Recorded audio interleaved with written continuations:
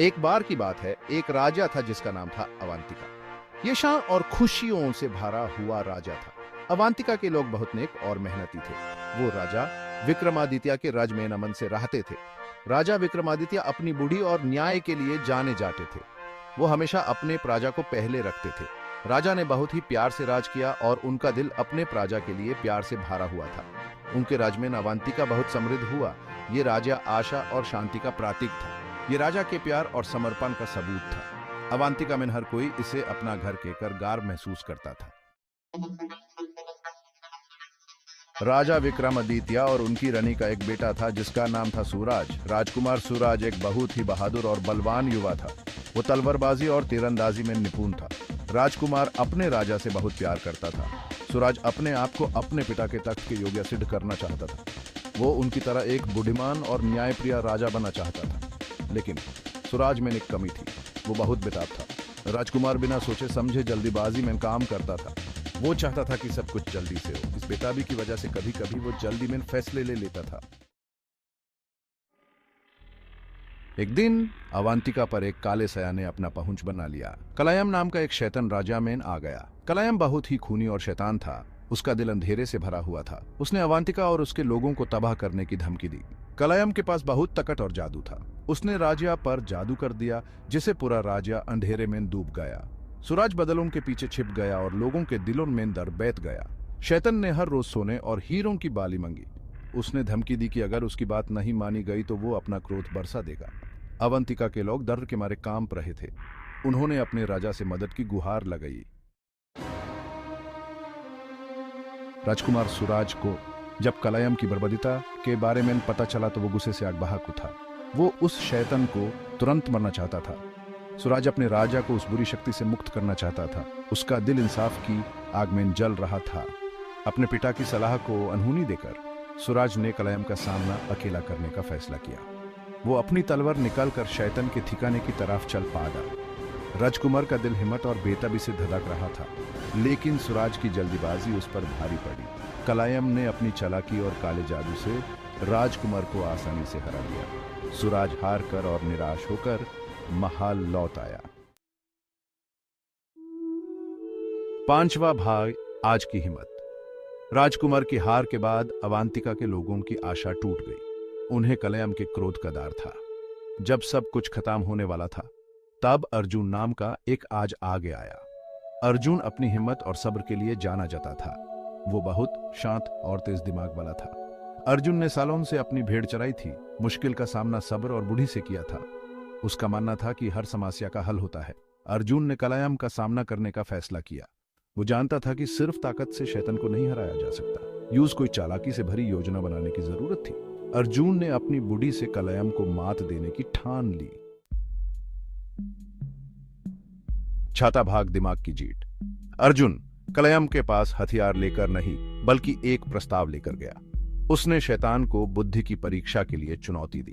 अर्जुन ने एक पहेली पूछी और वादा किया कि अगर वो जवाब देने में विफल रहा तो कलायम की मांगें पूरी करेगा। कलायम अपनी ताकत पर भरोसा करते हुए चुनौती के लिए मान गया। उसे विश्वास था कि एक मामूली चरवाहा उसे कभी मात नहीं दे सकता। अर्जुन ने अपनी आंखों में चमक के साथ अपनी पहेली रखी। वो क्या है जो हमेशा आ रहा है लेकिन कभी नहीं पहुंचता? वो काया है जो हमेशा मौजूद है लेकिन यहां कभी नहीं है? वो काया है जो हमेशा चल रहा है लेकिन अपनी जगह कभी नहीं बदलता? अर्जुन ने पूछा। 7वां भाग, सब्र का पाठ।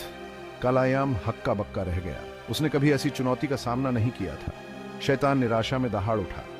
उसने जवाब खोजने के लिए अपने जादू का इस्तेमाल किया लेकिन कोई फायदा नहीं हुआ।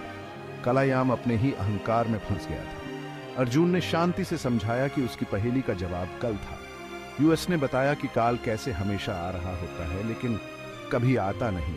यह हमेशा हमारे दिमाग में मौजूद होता है लेकिन वास्तव में यहां कभी नहीं होता। और यह हमेशा चल रहा होता है लेकिन भविष्य में इसकी जगह कभी नहीं बदलता। कलायम बल से नहीं बल्कि बुद्धि से हार गया।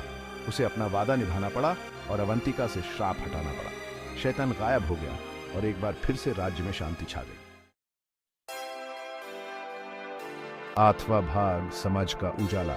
कलायम के जाने के बाद सूरज काले बादलों को चीरता हुआ निकला। अवांतिका में रोशनी फैल गई, जिससे राहत और खुशी की अनुभूति हुई।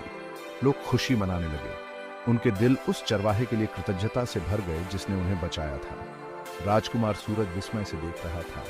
उसे अपनी गलतियों का एहसास हुआ। सूरज समझ गया कि सच्ची बहादुरी जल्दबाजी में नहीं, बल्कि धैर्य और बुद्धिमानी में है। उसने देखा कि कैसे अर्जुन के शांत स्वभाव और रणनीतिक सोच ने पाशविक बल पर विजय प्राप्त की। राजकुमार विनम्रता से अपना सिर झुकाकर अर्जुन के पास पहुंचा। उसने अपनी जल्दबाजी के लिए माफी मांगी और अवांतिका को बचाने के लिए उसका धन्यवाद किया। सूरज को एहसास हुआ कि उसे अभी बहुत कुछ सीखना है। 9वां भाग, वेग की टीकी कीमत। अर्जुन ने राजकुमार को देखकर मुस्कुराते हुए कहा। उसने समझाया कि धैर्य केवल प्रतीक्षा करने के बारे में नहीं था, यह समय के मूल्य को समझने के बारे में था। यह समय का बुद्धिमानी से उपयोग करके सोचने और योजना बनाने के बारे में था। उसने सूरज से कहा, कभी कभी सबसे बड़ी लड़ाइयां युद्ध के मैदान में नहीं, बल्कि कॉन्टेम्पलेशन के शांत क्षणों में जीती जाती हैं। राजकुमार ध्यान से सुन रहा था। उसका दिल अर्जुन के शब्दों को आत्मसात कर रहा था। अर्जुन के शब्द सूरज के भीतर गहराई से गूंज उठे। वह समझ गया कि असली ताकत अपने आवेगों को नियंत्रित करने और बुद्धिमानी से काम लेने की क्षमता में निहित है। राजकुमार ने धैर्य धारण करने और अपने साहस को विचारशीलता के साथ नियंत्रित करने का संकल्प लिया।